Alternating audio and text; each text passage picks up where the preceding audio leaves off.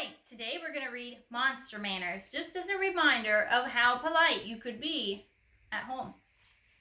Monster Manners.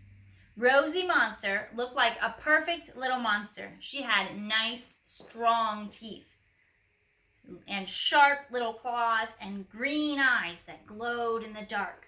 Rosie had just one problem. She was always forgetting her monster manners.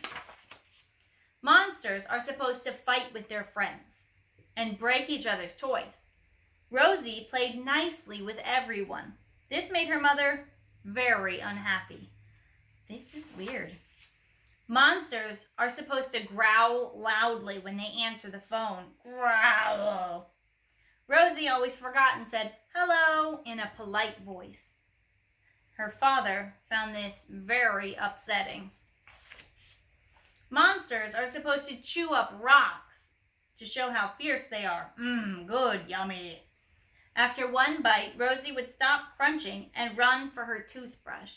She didn't like the way the bits of rocks got stuck between her teeth.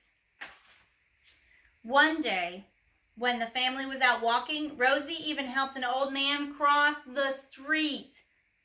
You don't look as if you're 99. Thank you. Poor child. Her mother and father shook their heads. I'm afraid Rosie will never learn, said her father. How will she get along in the world? Asked her mother. While they were talking, Rosie's best friend, Prunella, came by. Buzz off! Arf! You have good manners, Prunella, said Rosie. Will you teach me? Sure, said Prunella. What a gal. So Prunella came over to give Rosie some lessons. Ready? Ready. The first lesson was making monster faces. Oh, I love making faces. Prunella showed Rosie how to make monster face number 1. Oh, it goes like this. Arr. Monster face number 2. Arr. Monster face number 3. Arr. And monster face number 4. Ah. Those were silly. Then it was Rosie's turn. She tried monster face number 1. And then number 2. Number 3. And number 4. Oh, that's terrible, said Prunella. Let's try something else. Maybe you're better at table manners. May I see the menu, please? Don't say please, Rosie. Prunella took Rosie to a restaurant and ordered lunch. Everyone fainted when Prunella started to eat. What a horrible sight.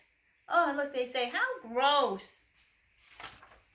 Rosie forgot her monster manners, as usual.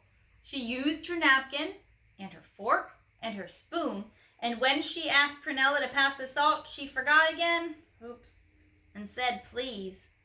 Prunella was angry. You're not even trying, she said. Prunella decided to give Rosie one more chance. This time we will practice our visiting manners, she said. We'll drop in on my Uncle Ned. Oh, it must be Uncle Ned's house. Prunella behaved perfectly for a monster. First, she rang the doorbell 10 times. Ding dong, ding dong, ding dong, ding dong, ding dong, ding dong, without stopping. Even when she heard her uncle say, come in. Then Prunella knocked so hard, the door fell down. She went inside and jumped up and down on her uncle's favorite chair. She spilled a vase of flowers on the rug. And finally, she stepped very hard on Uncle Ned's foot. Uncle Ned was proud of Prunella. Good. Oh, I don't think that's what I would say if you stomped on my foot. But Rosie said, how do you do? And sat quietly on the sofa. Uncle Ned was horrified. He asked Prunella to take his friend home until she could learn some better manners.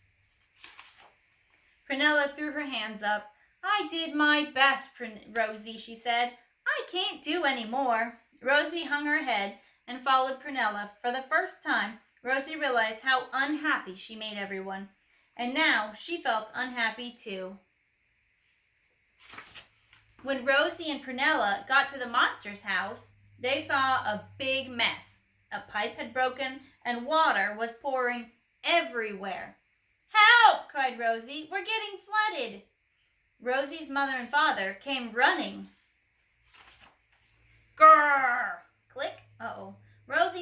called the plumber and growled into the phone. The plumber hung up. Rosie's father called and roared into the phone. The plumber hung up harder. Growl! Click. Prunella tried too, but the same thing happened. Click. They were getting nowhere, and the water was getting deeper. Uh-oh, what are they going to do? Something had to be done, and Rosie did it. Without thinking, she dialed the number and said in a nice voice, "Hello, we have a leak at the monster's house. Can you come over, please?" "I'll be right there," said the plumber. "Thank you," said Rosie. After the plumber had left and everyone was back to normal, Rosie's mother turned to Rosie's father. "You know, dear," she said, "Rosie's strange manners do come in handy sometimes." "We're lucky to have her," said Rosie's father, "strange manners and all." Then they gave Rosie a hug and a kiss and sent her out to play. "Mind your manners, dear," called Rosie's mother from the window. "I will," answered Rosie. The end.